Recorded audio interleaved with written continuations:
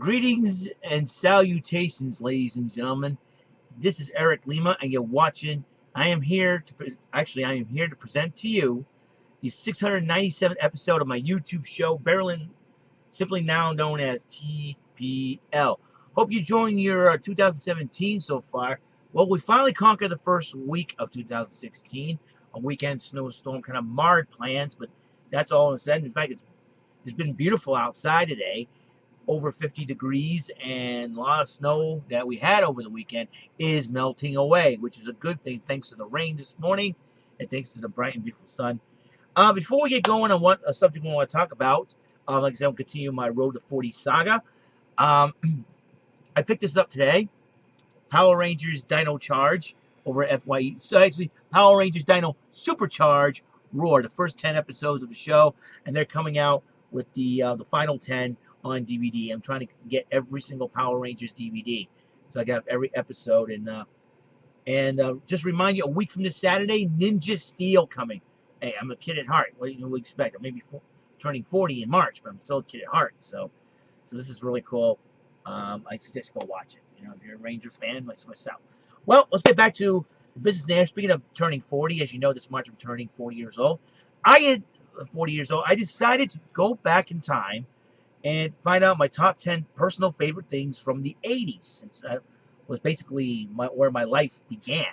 And a lot of things have happened to me, but well, some bad things happened to me, but I recovered from them. I conquered them to enjoy my life and enjoy some stuff from the 80s. So the old TPL board is back, and we're gonna do it. And boom, top 10 my personal top 10 favorite 80s movies that I watched in the 80s.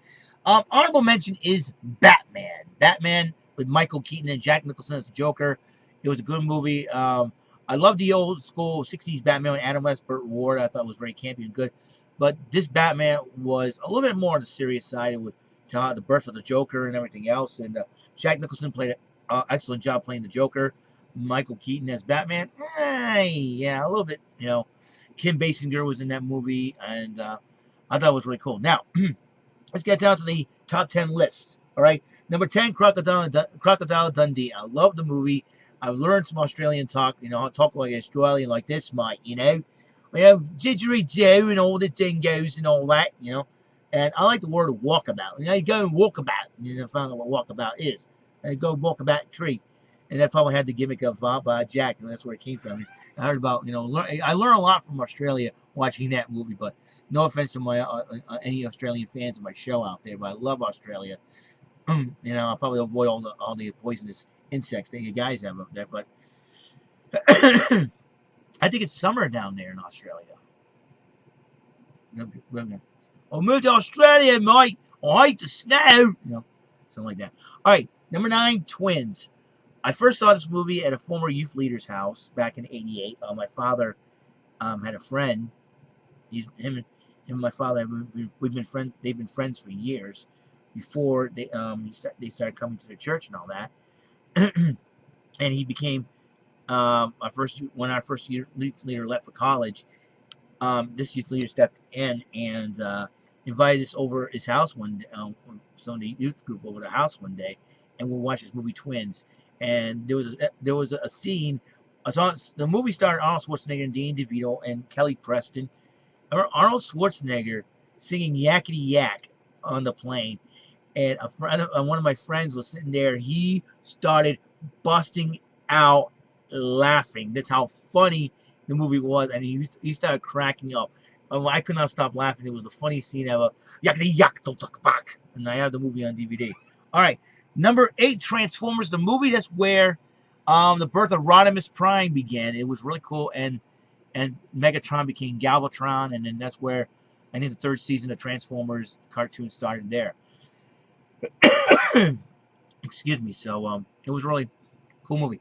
All right, number 7, Rocky 4. Now I picked Rocky 4. It was one of all with the Rocky series. I would have picked 3 because with Hulk Hogan and Mr. T. That brought the rock and wrestling connection through that movie and all.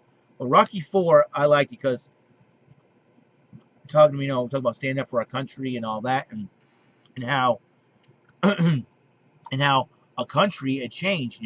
Back then it was the Soviet Union versus America. Dolph Lundgren played Ivan Drago. Sylvester Stallone reprised his role. Brigitte Nielsen played Drago's wife, and Apollo Creed, played by Carl Weathers.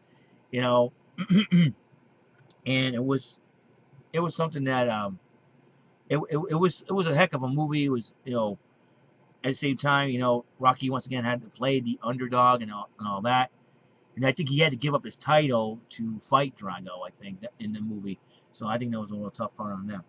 All right, so that's all right. Another underdog to hero movie I wrote in number 6, Karate Kid 2. I like it took place in Japan, how everything is in Japan, and how everything is different, and it turned into a grudge between two former friends, and then the student and nephew went at it, and Daniel, broke up with his girlfriend, played by Elizabeth Shue. Falls in love with Kumiko, played by Tamara Tomita. I think Tamara Tomita is gorgeous and beautiful, and and played the part real well. And I, I'll never forget the scene where when the hurricane happened, when the big humongous storm happened, a little girl who rings the bell was trapped. Daniel Bryan, not Daniel Bryan. Daniel Bryan. There you go. Daniel LaRusso, played by Ralph Macchio. Said, and let me go get her. Let me go get her. So he goes, and then actually he first saves Sato, then Daniel and Miyagi go inside.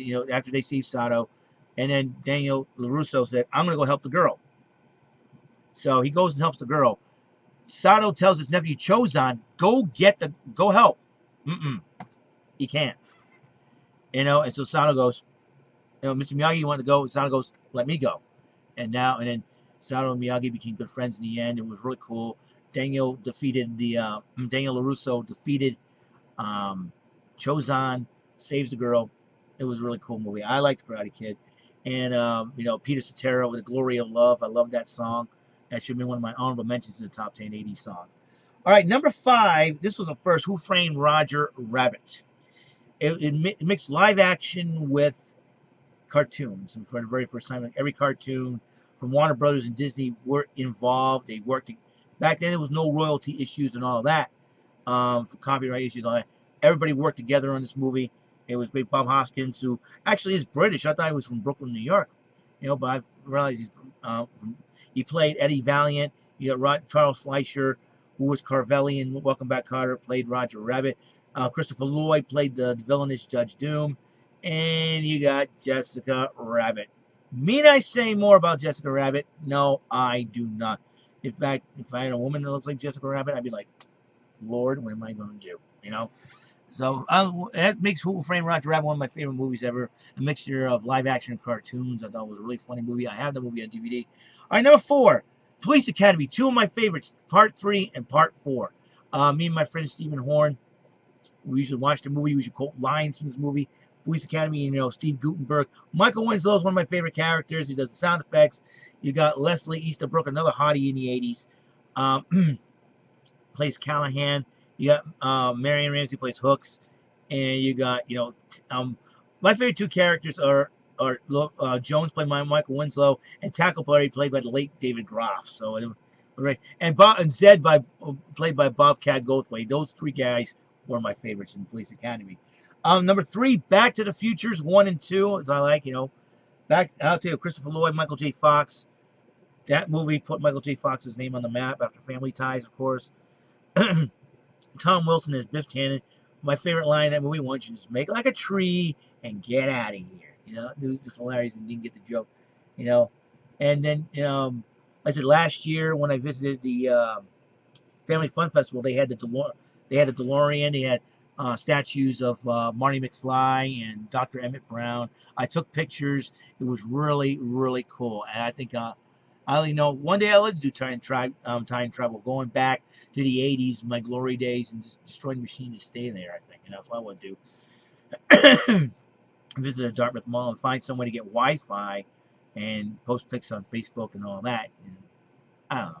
It's a lot of fun. Number 2, Bill and Ted's Excellent Adventure. That's where, I think Valley Girl was the original movie to start Valley Talk, and these guys are taking them a whole new level. Like, totally Must Triumphant, and put Keanu Reeves' name on the map, of course. Another time traveling thing when they used a phone booth and just to do a report. I think it was really cool, and I love the movie. So I know Bogus Journey, I think, was in '91, so it doesn't count as an '80s movie technically, but I should do '90s stuff as well. So Bill and Ted's Excellent Adventure is totally most triumphant. That's what I love about them. Where you get to talk like a valley dude, a surfer dude. And I think it's pretty cool. Alex Winter. If you don't recognize him, watch The Lost Boys. I did watch The Lost Boys. I was not big into vampire movies. That's why, I did see The Lost Boys, but I did not add it to the honorable mentions list or the list. It's not one of my favorite movies because I'm not big into horror movies or vampire movies at all. It was kind of scary if you ask me. So, sorry. Sorry about that. And the number one favorite movie of the 80s, Short Circuits 1 and 2. I love the story. It's like a modern-day Pinocchio type deal. The only difference is number of Johnny Five doesn't become a human. Becomes it's accepted as a human, as a real life form, which I think was really cool. And especially part 2 in the end, where he was redesigned all in gold, which I thought was the coolest thing ever. He became the first robotic citizen of America, which I think was totally rad in the end of that scene. I thought it was an awesome scene and all that. And they have a big business and all that, creating the number 5 toys and all that. And I thought it was really cool. And number 5 was considered a hero and all that. And it was something else. So that is it. So this is it. So this is the list. Episode 697. This is the list of my top 10 favorite movies of the 80s. And my next episode in 698. What's going to happen is I'm going to introduce, and this is the first, for me, my top 10 favorite wrestlers / tag teams of the 1980s. All right, and this was another tough list to make too. My personal favorite top 10 favorite wrestlers and or tag teams of the 1980s. So I have a lot of respect for all these wrestlers. It's really hard to make a top 10 list and that type of thing. So that's all the time we have on the show. Remember, guys, use your heads, don't do stupid things. Remember to love and respect one another. And you got to remember this, ladies and gentlemen. If you're having a very, very bad day, and you're having an awful day, and you're grumpy about it, just grab a pen in your hand, and grab a pad, and tell that bad day they just made the list. All right? Episode 697 out. Check out 698, where I will be talking about the top 10 wrestlers / tag teams of the 1980s. All right, I'll see you guys later, and have a wonderful day.